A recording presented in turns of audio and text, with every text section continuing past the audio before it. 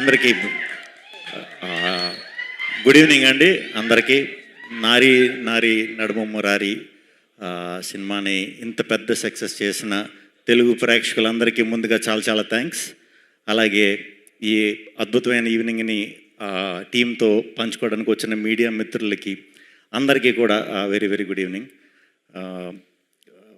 ఎక్కడి నుంచి మొదలెట్టాలని చాలాసేపు అయిపోయింది వచ్చి, మీకు కూడా లేట్ అయిపోయినట్టుంది. సో త్వరగానే మూసేద్దాం. ఈ సాయి అబ్బరాజు డైరెక్టర్ కాబట్టి అక్కడి నుంచి మొదలు పెడతాం. సాయి అబ్బరాజు షూటింగ్ అంటే మేము సామజవర్గమైన 45 days 50 days షూట్ చేసాం. 50 days కూడా 50 daysలో 30 days మేము ఎక్కడైతే షూట్ చేస్తున్నామో ఆ ప్లేస్ లాక్ నేనే తీసేవాడిని ఫస్ట్ వెళ్ళి. మిగతా రోజులు సాయిగడ్ తెరిచేవాడు అనమాట. అంత ఎర్లీగా వచ్చేస్తాం. సో సాయిగడ్ పిలిచాడు కదా అని చెప్పి వాళ్ళు కూడా అందరికంటే ముందు వచ్చేసాను. సో చాలాసేపటి నుంచి కూర్చుని లైట్ల ముందు కొంచెం నాకు ఏమన్నా తడబడితే క్షమించండి. సాయి ఈ సినిమా సంక్రాంతికి వస్తుంది అన్న వెంటనే మామూలు టెన్షన్ రాలేదండి. ముందు నారీ నారీ అనే ఈ టైటిల్ పెడతానంటే అది మన బాలయ్య బాబు గారి 50th ఫిల్మ్ అనుకోండి, if I'm not wrong. Classic film అది. ఆ టైటిల్ని మళ్ళీ పెట్టడం అంటే దానికి నిజంగా కొంచెం ధైర్యం ఉండాలి. మొత్తాన్ని ధైర్యం అయితే చేశారు సర్వ గారు, మన అనిల్ గారు, సాయి చేసేసారు. చేసేసిన తర్వాత సూపర్ హిట్ బ్లాక్ బస్టర్ కొట్టేశారు. ఇది చాలా రేర్ అండి. ఎప్పుడు కూడా టైటిల్ మళ్ళీ పెట్టి బ్లాక్ బస్టర్ కొట్టడం అనేది చాలా చాలా అరుదుగా జరిగింది. Congratulations, super. ఇంకా మన అనిల్ సుంకర గారికి ఎప్పుడు సక్సెస్ రావాలని ఎప్పుడు మనస్ఫూర్తిగా కోరుకుంటూనే ఉంటాను. ఎందుకంటే ఆయన చాలా చాలా చాలా చాలా చాలా చాలా మంచి, ఆయన చాలా మర్యాదగా మాట్లాడతారు, చాలా మంచి మనిషి. అంతే, మంచి మనిషికి ఎప్పుడు సక్సెస్ అవ్వాలని అందరూ కోరుకుంటారు. అలాగే నేను కోరుకుంటాను సార్. ఈ సక్సెస్ మీకు వచ్చినందుకు చాలా చాలా చాలా హ్యాపీగా ఉంది సార్. అలాగే టీం అందరికీ కూడా యాక్ట్ చేసిన యాక్టర్లందరికీ, సుదర్శన్, సత్య, వెన్నెల కిషోర్ గారు, అందరూ టీం అందరికీ కూడా బిగ్ కంగ్రాచులేషన్స్. శర్వా గారు, రాజేష్ దండ గారు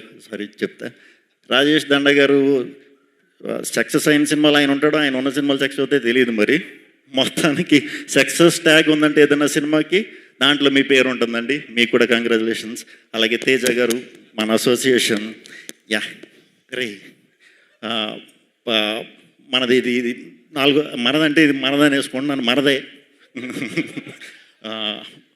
మనకు కూడా అన్ని బ్లాక్ బస్టర్లే, సూపర్. నెక్స్ట్ కూడా అన్ని బ్లాక్ బస్టర్లు రావాలి. ఇక శర్వానంద్ గారు నాకు చాలా సంవత్సరాల నుంచి తెలుసు. ఆయనకి నేను ఈ మధ్యనే తెలుసు.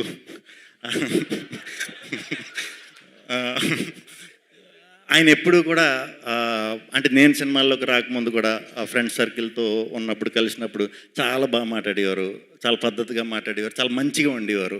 ఏమి అంటే హీరోలు అనేసరికి ఇలా ఉంటుంది అలా ఉంటుంది అనుకునేవాడిని. అంటే ఎప్పటి నుంచో హీరో కింద ఉన్నారు కాబట్టి అప్పుడు ఎలా ఉన్నారు, ఇప్పుడు కూడా అదే ఇదితో చాలా మంచిగా చాలా బాగా మాట్లాడటం అనేది ప్రత్యేకంగా నాకు అది చాలా ఇష్టం.